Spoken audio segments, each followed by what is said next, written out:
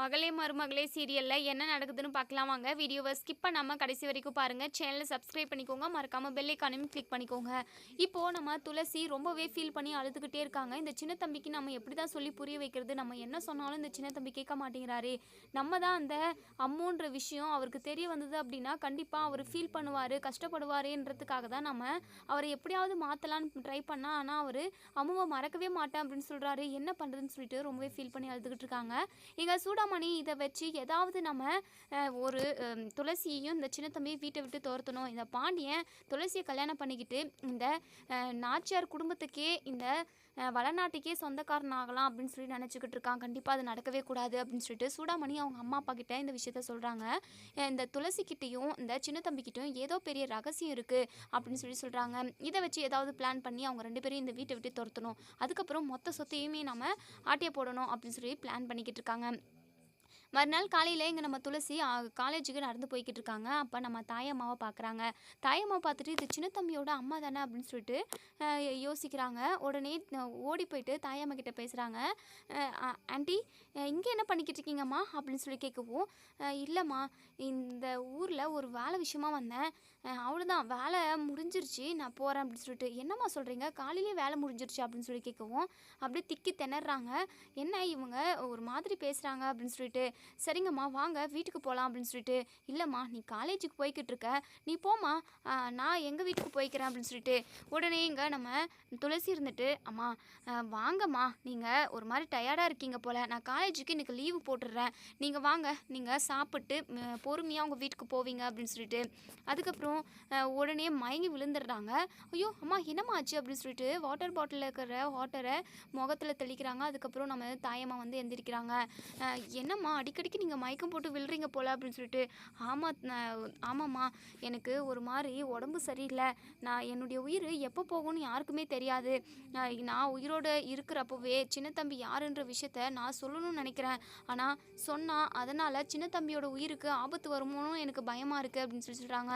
என்னம்மா சொல்கிறீங்க, சின்ன தம்பிக்கிட்ட ஏதாவது ரகசியம் இருக்கா, சின்ன தம்பி பற்றி நீங்கள் என்ன சொல்லணும் அப்படின்னு சொல்லி கேட்குறப்ப தான் நம்ம தாயமாக இருந்துட்டு, சின்ன தம்பி, நான் எப்படிம்மா சொல்கிறது, இந்த ரகசியத்தை நீ காத்து வரணும், இதை வந்து இப்போவே நீ யார்கிட்டையும் சொல்லக்கூடாது, ஏன்னா சின்ன தம்பியோட உயிருக்கே ஆபத்து அப்படின்னு சொல்லி சொல்கிறாங்க. அம்மா என்னென்னமோ சொல்கிறீங்களே, என்னென்னு சொல்லுங்கம்மா, தெளிவாக என்ன விஷயம்னு சொல்லுங்க அப்படின்னு சொல்லி கேட்குறப்ப தான் நம்ம தாயமாக இருந்துட்டு சின்ன தம்பி வந்து நாச்சியாரோட பையன் அப்படிங்கிற விஷயத்த சொல்கிறாங்க. இதை கேட்டதுமே எங்கள் துளசி பயங்கரமாக ஷாக் ஆகுறாங்க. என்ன சொல்கிறீங்கம்மா, நீங்கள் சொல்கிறது உண்மையா அப்படின்னு சொல்லிட்டு. ஆமாம் தாயி, இந்த வளநாட்டுக்கே ஜமீன் அதிபதி யார் அப்படின்னா சின்ன தம்பி தான், சின்ன தம்பி நான் வளர்த்த பையன்தாம்மா அப்படின்னு சொல்லி சொல்லுவோம். ஆமாம்மா, ஏற்கனவே சின்ன தம்பி எங்ககிட்ட சொல்லியிருக்காரு, நீங்கள் வளர்த்த அம்மா தான், என்னை பெத்த அம்மா என்னை கோவிலில் எங்கேயோ போட்டுட்டு போயிட்டாங்க அப்படின்னு சொல்லிட்டுலாம் சொல்லிக்கிட்டு இருப்பாரு. பாவம் சின்ன தம்பின்னு சொல்லிட்டு நான் எத்தனையோ டைம் அவரை பற்றி நினச்சி வருத்தப்பட்டிருக்கேன் அப்படின்னு சொல்லிட்டு.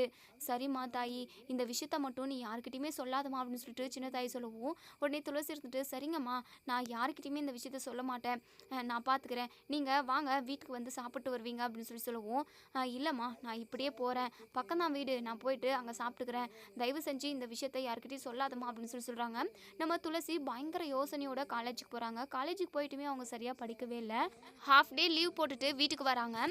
வீட்டுக்கு வந்துமே ஒரு மாதிரி குழப்பத்தோடயே இருக்காங்க. இப்போ நம்ம அபிராமி இருந்துட்டு, துளசி என்னம்மா உன் முகமே சரியில்லை, ஏன் இப்படி இருக்க, காலேஜில் ஏதாவது பிரச்சனையா அப்படின்னு சொல்லி கேட்கவும், நான் அப்போவே நினச்சேன், சின்ன தம்பியை நீ பாதுகாப்புக்கு கூட்டிகிட்டு போனால் மட்டும்தாம்மா நீ சேஃப்டியாக வர முடியும் அப்படிங்கிற மாதிரி இங்கே நான் அபிராமி வந்து சொல்லிக்கிட்டு இருக்காங்க. அதே சமயம் முத்து இறந்ததை பற்றியுமே நினச்சி ரொம்பவே ஃபீல் பண்ணிக்கிட்டு இருக்காங்க.